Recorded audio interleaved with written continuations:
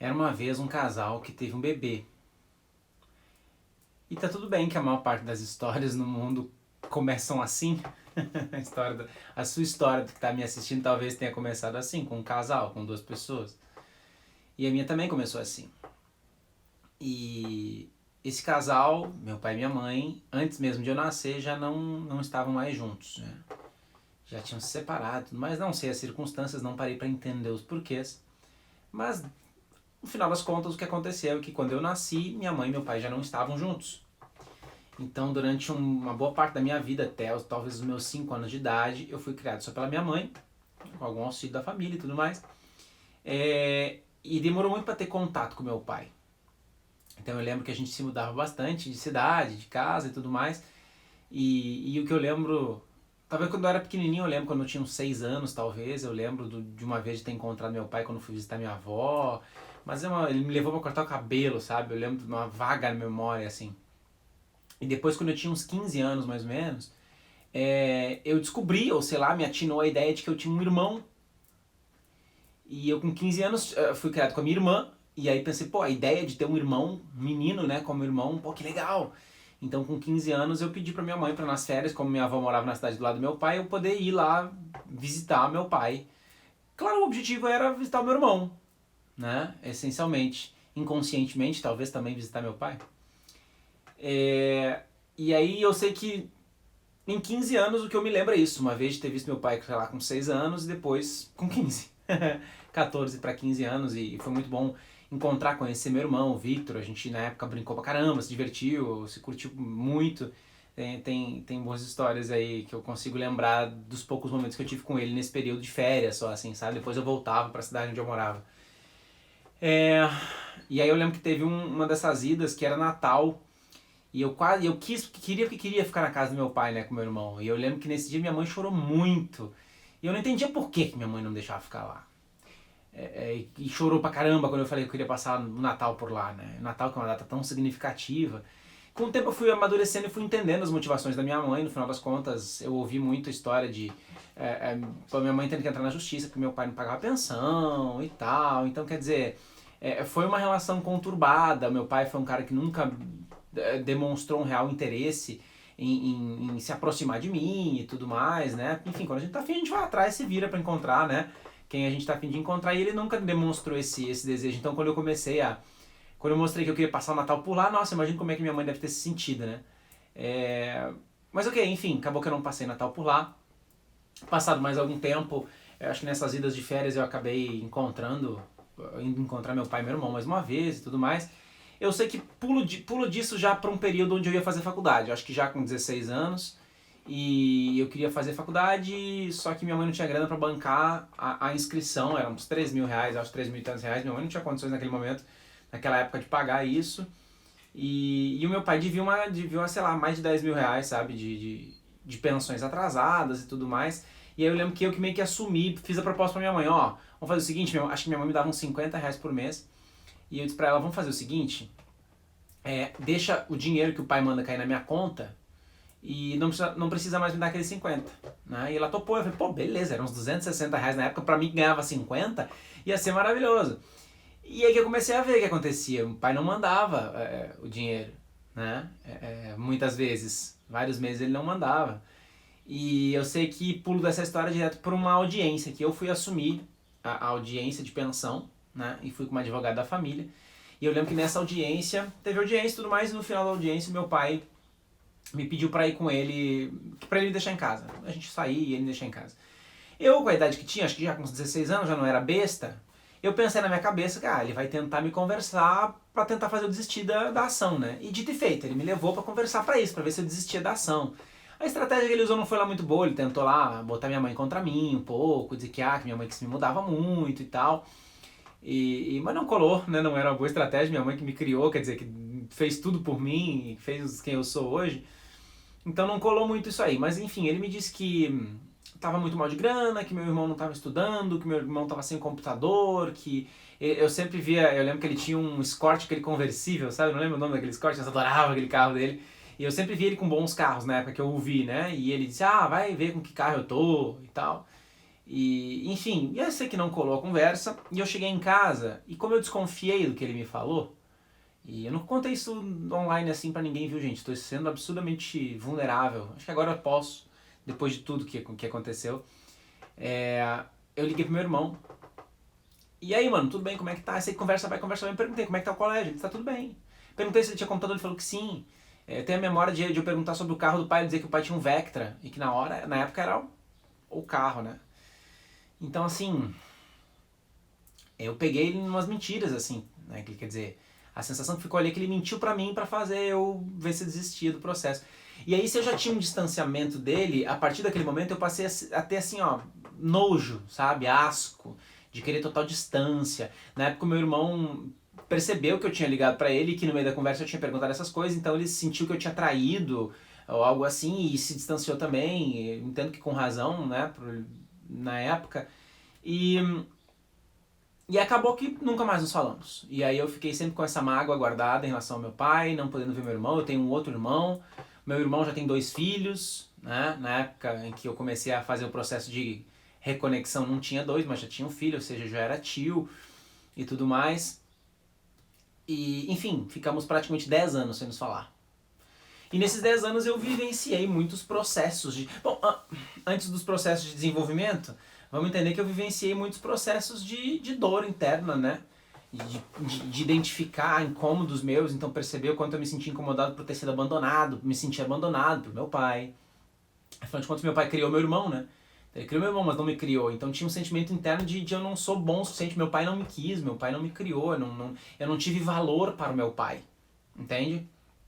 Enfim, então doeu muito em vários sentidos.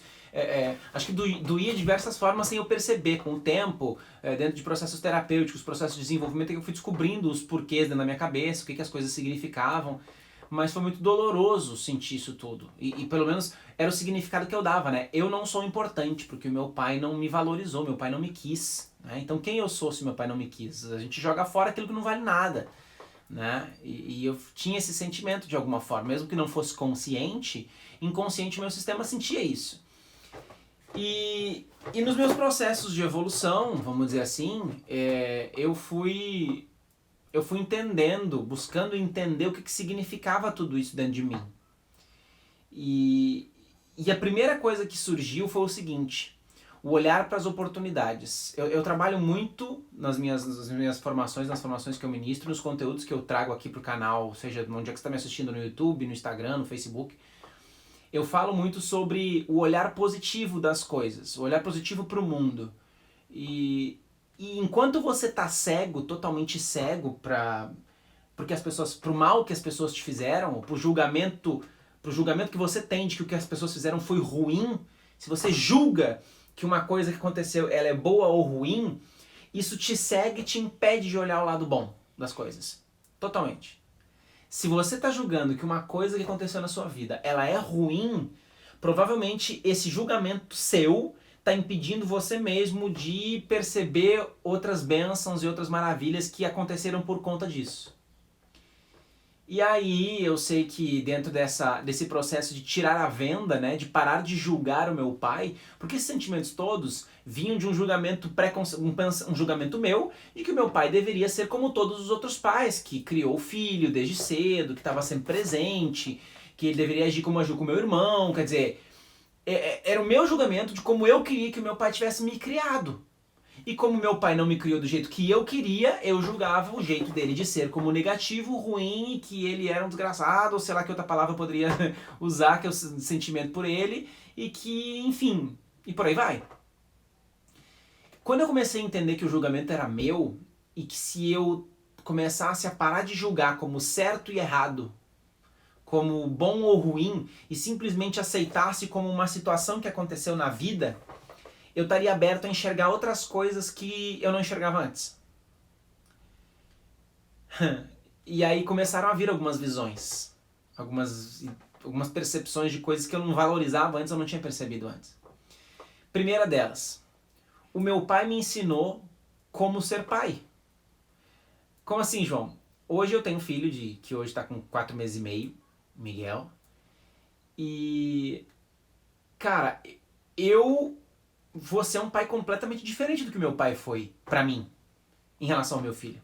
Eu já desde agora sou um pai absurdamente presente, extremamente amoroso, preocupado, próximo. Né? Então, quer dizer, de alguma forma meu pai me ensinou o que era bom e ruim na criação de um filho, ou me ajudou na construção do meu julgamento sobre como eu gostaria de criar meu filho. Diferente do jeito que ele me criou, vamos entender assim. Né? Então eu provavelmente vou estar próximo do meu filho e nunca vou deixá-lo. Independente se isso é certo ou errado. Mas ele me ensinou como é que eu deveria fazer. Talvez se eu tivesse convivido mais tempo com ele, seria mais desapegado também como ele é. Né? E talvez não daria tanto valor para proximidade com meu filho. Não sei. Eu vejo esse distanciamento com a família, por exemplo. Eu não sou tão próximo da família como poderia. Mas com meu filho eu não vou deixar isso acontecer, porque eu aprendi com meu pai. Outra coisa.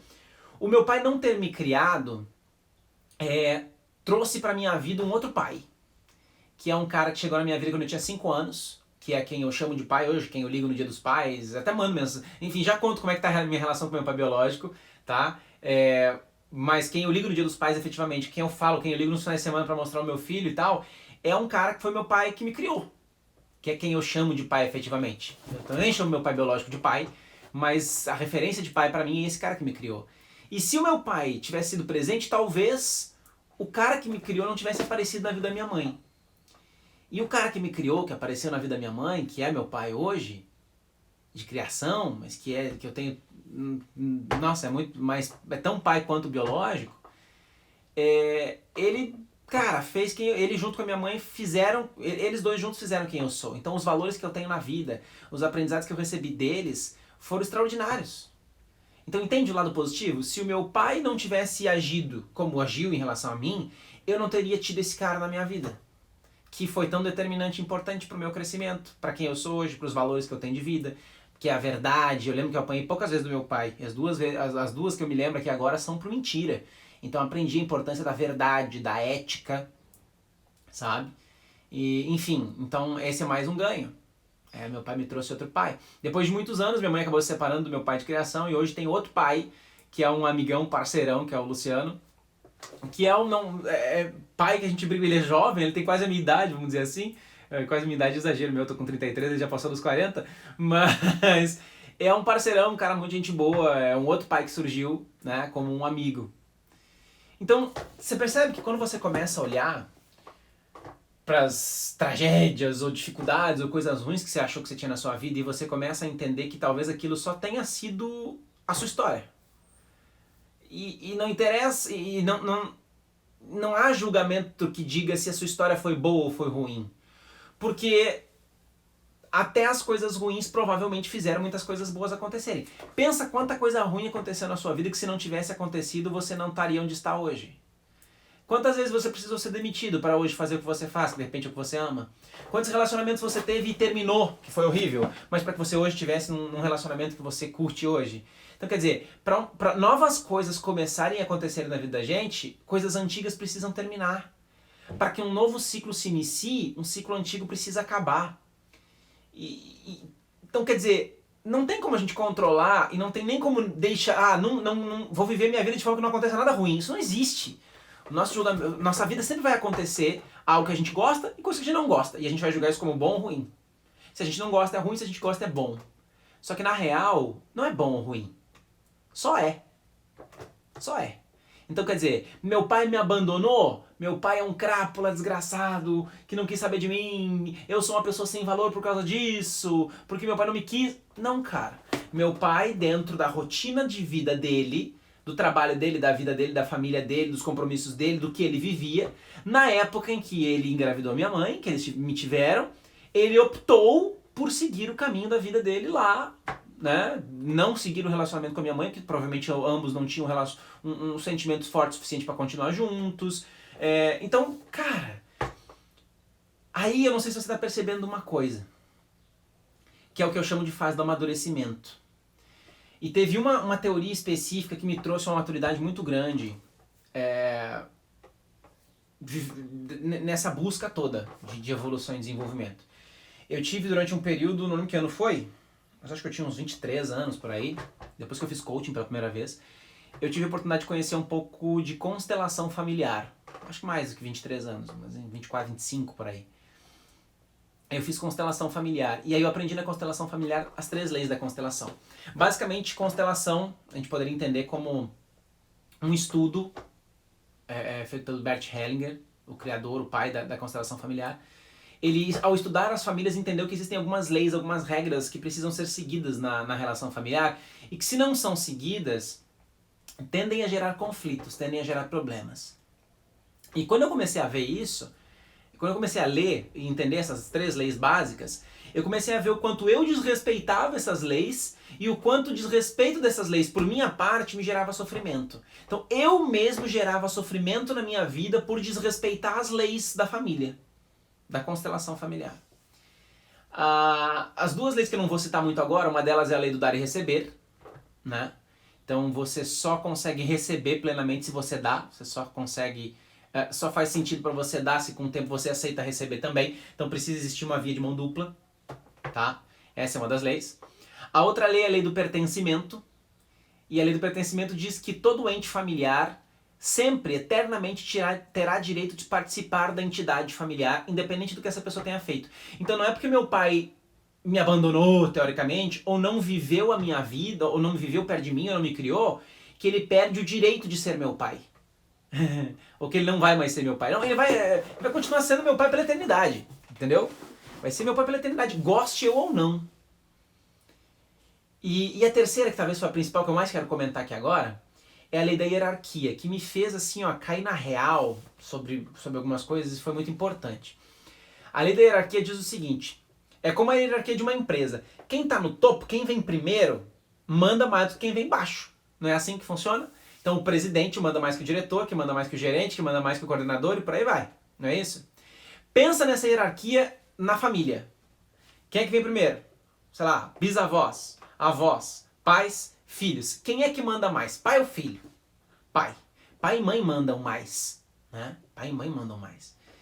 E aí o que eu entendi ao conhecer essa metodologia ou essa lei foi o seguinte, que eu como filho não tenho o direito, veja bem, eu não tenho o direito de mandar nos meus pais.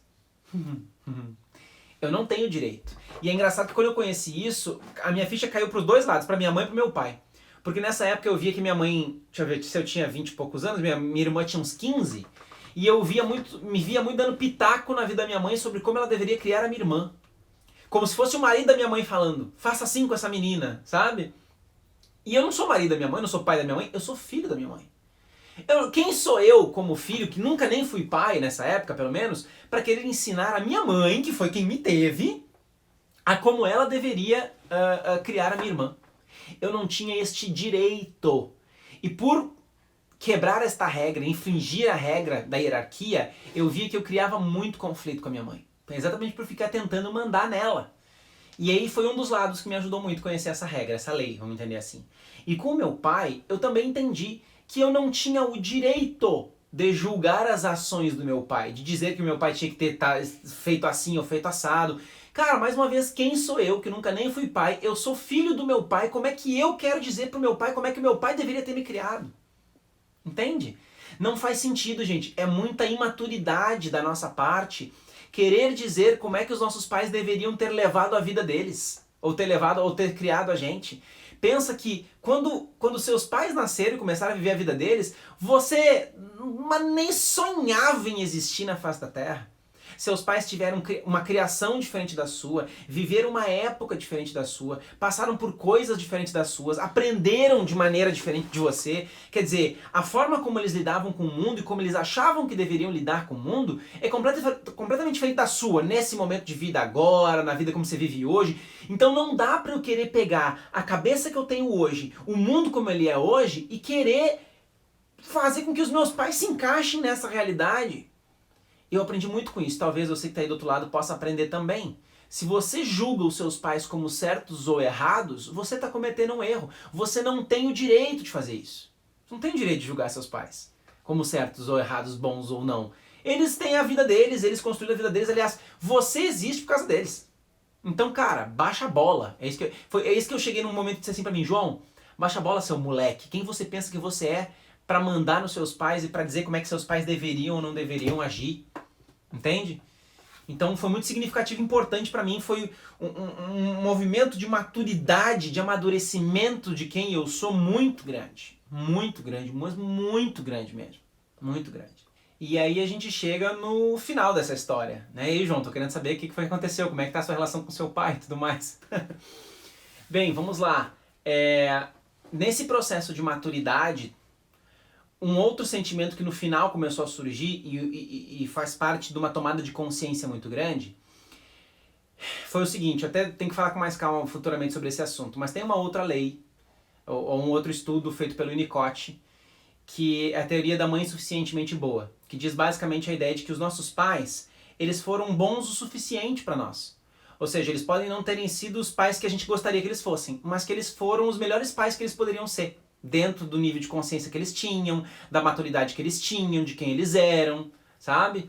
Pensa, meu pai tinha 20 e poucos anos quando minha mãe engravidou. Minha mãe 19, meu pai 20 e poucos. Então assim, como é que eu quero julgar quase um adolescente de 20 e poucos anos numa época lá nos anos 80? Então, quer dizer, o que ficou claro pra mim é o seguinte, eu não devo, e não faz sentido, não é certo, nem correto, nem bom, nem pra mim, nem pra ninguém, que eu fique tentando julgar os meus pais pelas decisões que eles tomaram ao decorrer da vida deles em momentos que eles tinham ou não tinham maturidade, mas enfim, independe disso. Basta talvez, e talvez o mais interessante pra minha vida, pra minha felicidade, pra continuidade da minha história, pra melhoria das minhas relações, que eu entenda que os meus pais foram os melhores pais que eles poderiam ser. Ponto. Acabou. Os melhores pais que eles poderiam ser. Eu vou errar com meu filho? Com certeza. Mesmo tentando acertar. E ele talvez vai errar com os filhos dele, por aí vai. Por quê? Porque eu vou ser o melhor pai que eu posso ser pro meu filho. Não significa que eu vou ser perfeito. Talvez na época que o meu filho for viver o papel de filho comigo, as coisas sejam muito diferentes e ele fique pé da vida e chateado com um monte de coisa que eu faça. Mas eu vou dar sempre o melhor que eu posso dar de mim. Eu entendi que foi o que meu pai e minha mãe fizeram dentro da concepção de ideia de vida deles. Entende? Então eu entendi nesse processo de maturidade todo uma coisa muito importante. Que a gente precisa, ou que seria muito interessante para a vida da gente, que a gente pura e simplesmente agradecesse aos nossos pais. João, agradecer por quê? Porque meu pai e minha mãe fizeram tudo que fizeram, você quer que eu agradeça? Opa, se você chegou nesse ponto no vídeo e você ainda está com esse tipo de pensamento, volta o vídeo e assiste de novo. Porque você ainda não entendeu que você precisa parar de julgar os seus pais. Não interessa o que eles fizeram ou deixaram de fazer. Eles são seus pais. E antes de fazerem qualquer coisa que tenham feito ou deixado de fazer, eles te deram uma coisa. Uma coisa. Que é maior do que qualquer coisa. Você já sabe o que eu estou falando, não sabe? A sua vida. Sem os teus pais, a sua vida não existiria. E aí tem uma pergunta que eu gosto muito de fazer para pessoas que têm mágoas com os pais. Veja bem, você preferia ter passado tudo que você passou com os seus pais, todos os sofrimentos que você teve, mas tá aqui hoje, assistindo esse vídeo, vivendo a sua vida do jeito que você vive? Ou você preferia não ter nascido? O que você preferia? Fala pra mim. Eu tenho certeza que você vai me dizer que preferia ter passado e preferiria passar tudo de novo que você passou do que não estar vivo, do que não viver as maravilhas que o mundo nos proporciona. Então se você concorda com isso que eu estou falando, significa que o que eu estou trazendo aqui faz sentido. Significa que talvez a gente possa simplesmente dizer, pai, mãe, obrigado. Gratidão pela vida que vocês me deram. Eu honro e respeito a história de vocês, eu honro e respeito vocês, honro e respeito suas decisões, honro e respeito a forma como vocês resolveram viver a vida de vocês. Muito obrigado pela minha vida. E eu vou viver agora a minha vida do jeito que eu quero viver. Porque eu também tenho esse direito agora como filho de deixar os meus pais para trás e viver o meu caminho, o meu futuro. Né? E foi isso que eu fiz com o meu pai. Eu entrei em contato com ele, adicionei no Facebook na época, depois eu vi que ia demorar muito pra gente se ver, então eu mandei uma carta via Facebook mesmo, sabe? Escrevi e mandei pra ele. E entendendo que assim, pode ser que meu pai receba bem minha carta, pode ser que ele odeie minha carta e me manda pra aquele lugar, porque lá na carta eu falei que eu perdoava ele, né, pelos movimentos dele, né, porque tinha me magoado. E ele podia achar que isso era um absurdo e me mandar pra puta que pariu. Que moleque, você tá pensando em pedir perdão? Então eu não fiz nada? Ele poderia reagir assim. Mas não, ele recebeu, agradeceu, eu perdoei, ele pediu perdão, né? Como eu também pedi perdão pra ele, porque no mesmo momento que eu julgo meu pai por não ir atrás de mim e buscar ter mais proximidade comigo, eu também como filho não fui ter mais proximidade com ele e buscar ele. Tem uma pessoa, inclusive, que eu gosto muito, que eu conheci há alguns anos atrás, uns 3 anos atrás, que vive hoje essa dor com o pai, sabe? Que é uma menina super querida, gente boa, e que, por conta das suas dores, sobre como é que ela acha que o pai dela deveria ser, ela preferiu se afastar do pai e da família. E aí ela não aproveita os momentos maravilhosos com a família, ela não aproveita as coisas boas da vida porque ela julga o pai como alguém errado e que deveria ter criado ela de uma maneira diferente, que deveria ser próximo de uma maneira diferente, sem perceber que ela não deve fazer esse julgamento porque ela não tem esse direito. Ela não tem esse direito, né? Na posição hierárquica que ela está. E ao mesmo tempo ela também não cumpre o papel como filha. Então era isso que eu tinha e eu espero que essa pessoa também consiga superar o processo e viver o processo dela e encontrar o perdão do pai dela, e dentro dela, perdão de si mesma e do pai dela, como eu encontrei com o meu, porque eu mandei o perdão, ele agradeceu e agora a gente não... Como eu e meu pai biológico, nós não convivemos ao decorrer da vida, a gente não é de se falar o tempo todo, né? De estar no WhatsApp, oi pai, tudo bem, como é que tá? Mas, vamos lá, uma vez a cada mês, uma vez a cada 2 meses, Dia dos Pais com certeza, aniversário, tem vários momentos durante o ano que a gente se fala. Então meu filho nasceu, mandei, olha aí pai, seu neto, mais um neto seu tá aí, e a gente se fala tranquilo e abertamente. Tô me organizando aqui no momento que eu tô gravando esse vídeo para no final do ano, assim, passar a pandemia eu consegui ir visitá-lo, porque faz muitos anos que eu não o vejo, minha esposa não conhece meu pai, meu bebê nasceu agora, então ele também não conhece, então eu quero mostrar meu filho para eles. Me reconectei com meu irmão um pouco mais distante, ele se mudou da cidade do meu pai, foi viver com a esposa dele em outra cidade, no Paraná, então a gente de vez em quando se manda, quando o filho dele nasceu eu mandei parabéns, quando o meu nasceu eu mandei para ele ver também, e tal, é uma relação mais distante, mas não existe mais a mágoa, o incômodo, o transtorno, pelo menos dentro de mim, de pensar no meu irmão, no meu pai, e ter um sentimento de que eu não fiz, sabe, que eu não me dediquei para resgatar essa relação. E uma das coisas que me motivou muito, muito, muito para fazer todo esse movimento de crescimento, de evolução e de maturidade, é que eu entendi e aprendi que todos os traumas, as dores e as crenças, as coisas limitantes que a gente adquire nessa vida e que a gente não cura, não desenvolve, não evolui, não transforma, não melhora, a gente passa para a próxima geração. Então tudo aquilo de negativo que há em mim, a tendência é que passe pro Miguel, que é meu filho, né? E ele vai ter dificuldade com as coisas que eu tive dificuldade. E aí pensa bem, os filhos eles aprendem pelo que a gente faz, não pelo que a gente fala. Então eu quero que o meu filho tenha uma relação maravilhosa comigo. O mínimo que eu preciso para isso é ter uma relação maravilhosa com meu pai. Imagina que eu tivesse uma relação brigada com meu pai. Eu tava criando chances aí do meu filho também ter uma relação difícil comigo, né? Então no momento em que eu me curei a minha história, honrei e respeitei a minha vida, honrei e respeitei a minha história, eu passei a criar um novo ciclo, agora abundante e próspero de relação com o meu filho. Entende isso? Gente, papo bem cabeça, né? Bem profundo, bem complexo, mas interessante. Espero que você tenha curtido, espero que isso possa ter ajudado você no seu processo de cura. E isso aqui não serve só para pai e mãe, né? Serve para todo o processo de cura, de perdão que você talvez precise ou queira ter na sua vida, de gratidão. Enfim, espero poder ter contribuído. Contem comigo. E, enfim, tudo de bom. Valeu, espero que tenham gostado. Abraço, tchau, tchau.